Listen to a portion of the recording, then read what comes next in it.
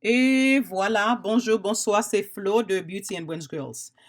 Ça, c'est, par contre, 12e leçon nous fait, ISL, sous chanèl là. Dans la leçon aujourd'hui, nous pourrons expliquer qui est ou qu'a utiliser how much, qui est qu'a utiliser how many et qui est qu'a utiliser how much. OK? So, n'a écrit yo, fait yo plus large de quoi pour qu'a ouais yo. So, dans leçon ça, ou pour apprendre qui est ou ka utiliser how many et qui est ou ka utiliser how much. Moi pour le bon yon règle ou bien formule très simple ou ka utiliser si ou pas connaît exactement qui est pour utiliser how many ou bien how much. Si yon nouns, OK, si yon nouns gagne forme singulier ou bien pluriel, OK? Li prend how many. Qui ça me dit pas ça? Par exemple, l'on a écrit, on écrit how, l'on a écrit one book, OK? L'on a écrit one book ou ka mettre dans forme singulier, one book, OK? Ça veut dire li pa prend S. Comme ça tout, sou ap écrit two books. On nous edit li pour nous ka écrit. Sou ap écrit two books. Ou là, ou ka écrit nouns là, non qui c'est book, OK? Lo ap écrit book, li ka prend. Ou ka mettre sous forme singulier ou bien pluriel. Depuis yon nouns, ou ka mette nouns lan sous forme singulier ou bien pluriel, le wap pale de li ou pa di how much, wap di how many. Mwen pral bo quelques exemples pour ka comprendre exactement ça me saute expliquer là. On nou effacer ça yo. OK? Comme ça tout, si yon nouns ou ka mette on nou écrit li, ou ka mette ou bien n devant, lo ap référé de noun sa, ou pap di how much. Ou ap di how many. Pour qui ça? Parce que ou ka mette devant, ou bien ou ka mette n devant. On nous voyons exemple pour ka comprendre. OK, on nous effacer tout ça nous te écrit yo. OK. Bon quelques exemples. Nous pral rale yon mot là, par exemple mot là, ça m'écrit dresses are there. Est-ce que m'a dit how much dresses are there? Ou bien est-ce que m'a dit how many dresses are there? M'te bon règle déjà, moi dit ou gade non, ouais non c'est dress. Est-ce que ou ka mette devant dress? Yes, a dress. OK? Ou ka di a dress. De pou ka di a dress, li pou ou mette how many devant. Est-ce que ou ka compter combien rad ou gen? Yes, ou ka compter. OK? Ou ka di a dress ou ka di two dresses. Même j'aime te di two books or one book. So sou ka di one dress, two dresses, c'est how many. OK? Sou ka mette ou bien n devant ni, wap di how many le wap référé de yo. OK, so qu'on y a, on nous écrit li. On nous effacer tout ça nous te écrit yo pour nous ka gon surface propre. OK, so là, how many dresses? C'est ça nous va l'écrire. Nous va l'écrire how many dresses. Nous pas di how much. OK?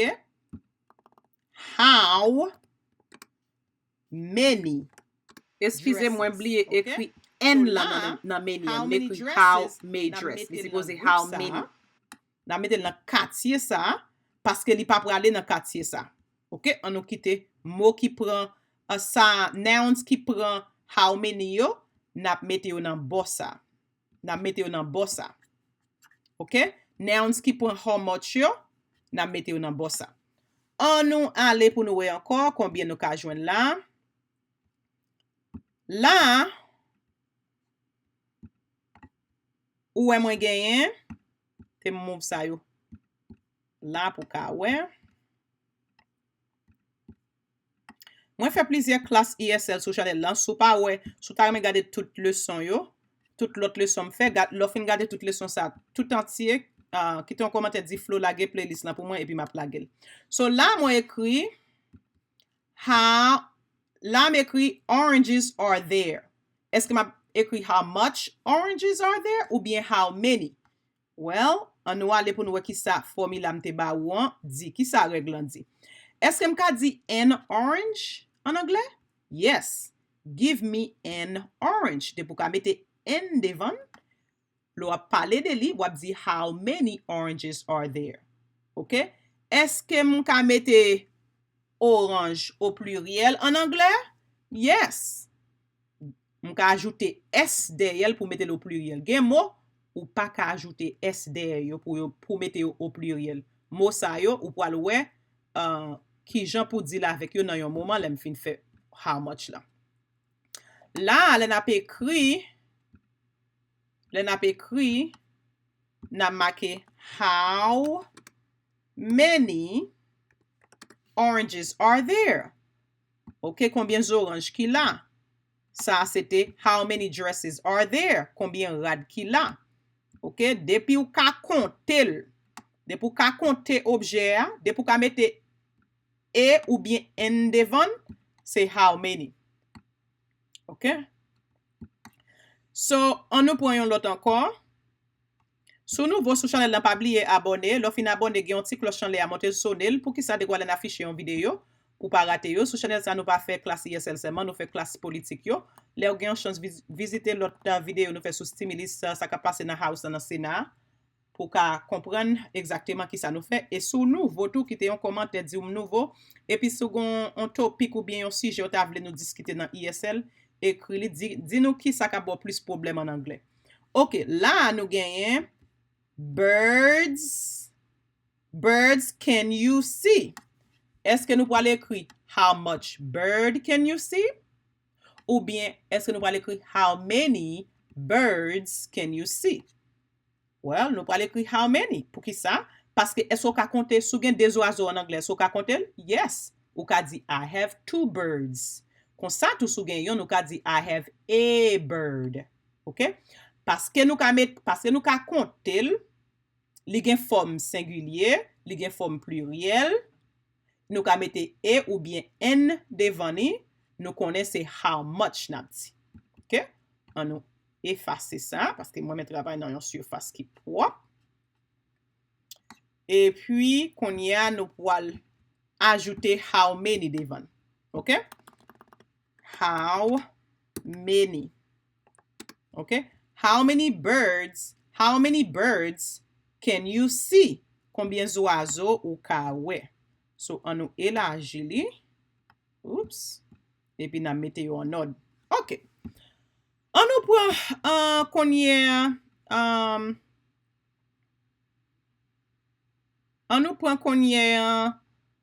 an nou pale de ki le pou utilize how much. Ok? E nou konen nan tout rege eksepsyon, men la an god majorite, de pou ka konte objet, de pi ou ka mette l au pluriel, ou bien li gen forme singulier, la wap ka konen pou mette how many. Konye, an nou pale ki le nou ka utilize how much. Ok. Le pou utilize how much, nouns lan ou pa ka kontel. Ok, le plus souvent yo liquide. Se pa tout temps, men parfois yo liquide. Se pa tout temps mwen di, parfois yo kon liquide. Ki sa m vle di pa sa? Sou di juice, ki vle di jus. Le wap pale de jus ou bezwen jus, ou pap di how many juice, ou pap di sa, wap di how much. Ok? So, ou gen wap di how much, ou bien wap di some. Ok? I have some juice. Ok? So, de poutan de ki lo ka itilize, de poutan de depi se yon sije ou pa ka kont, depi se yon objet ou pa ka konte, le plus souvent, nou di some. Ok? Or how, ou pas di how many juice do you need, ou ap di how much, ok? An nou redwi sa. Eske nou dre redwi li? Ouais, là, depuis on parle de liquide ou bien de objets qui piti ou pas qu'à compter, tant que cheveux, tant que sucre ou bien sucre. Créole, on a parlé, papa. Ok, so là, c'est une série de bagages ou pas qu'à compter yo. Ok, ou pas qu'à compter yo liquide, ou pas qu'à mettre S derrière yo, même que au pluriel, yo pas changé. So là, on va utiliser how much. Ok. So qu'on y a S si m'gagne sucre, ok? Sugar do you have? Est-ce que m'a dit how many sugar do you have? Non, m'a dit ça. Parce que sucre ou pas qu'à compter, même quand tu as parlé de sucre rouge, différents sucres, ou pas dit how many, ou pas dit how much, ok? On nous edit li, et puis nous pourrons écrire how much sugar do you have? Ok? Parce que sucre ou pas qu'à compter. Ok? Let. Là, nous gagnons milk do you have? Encore, milk, liquide, ou pas qu'à compter. Et pour pas qu'à changer forme là au pluriel pour mettre S derrière milk, let. Ok, il pas prend S au pluriel, ou pas qu'à compter le tout. Ok? So, peut-être ça, les wap parler de li, wap di how much milk do you have? On nous effacer. Non, noun là, ok? Et puis qu'on y a nous pral ranger li pour nous ka écrit how much devant. How much. Encore pas oublier écrit qui topic ou ta remet pour qui classe, qui leçon ta remet pour me faire. Et puis pas oublier abonner avec chanèl là et puis bay vidéo ça 1% là pour ka aider algorithme chanèl là. Nous prenons l'autre phrase encore. Phrase ça c'est flour, ok? Gen deux formes de flour en anglais. Flour qui veut dire fleur et puis flour qui veut dire farine là. Ok? Qui veut dire farine là. Prononcer même genre mais pas gen même définition, yo pas appelé même genre. Ok.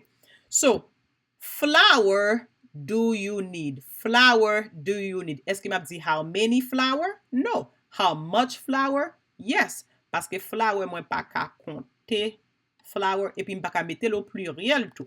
Ok? So, on a écrit how much. Ok? So, c'est ça. Avant nous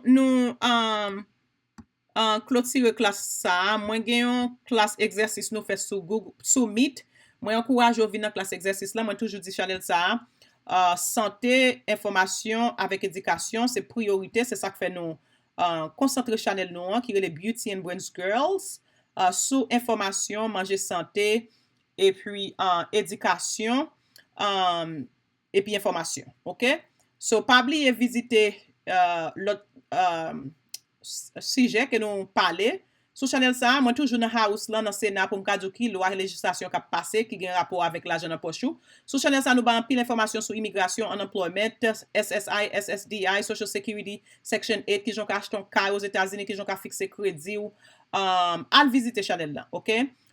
Moi gagne petite moi Lucie gon chanèl sur YouTube, non chanèl li c'est Lucie li livre pour li vivre, leur gagne chance visitez li et puis restez serré collé avec nous puis bien sur réseaux sociaux yo.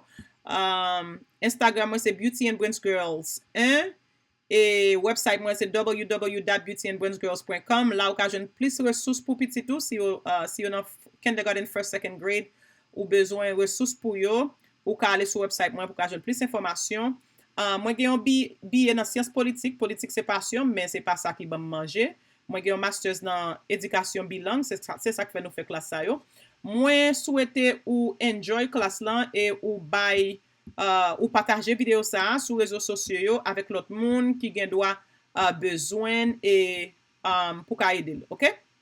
So encore pas oublier buy vidéo ça 1% là et puis nous dis-nous qui sujet en anglais qui très difficile pour vous que vous t'a remet pour nous traiter sur channel ça et puis l'autre fois nous doit faire une classe sur ça.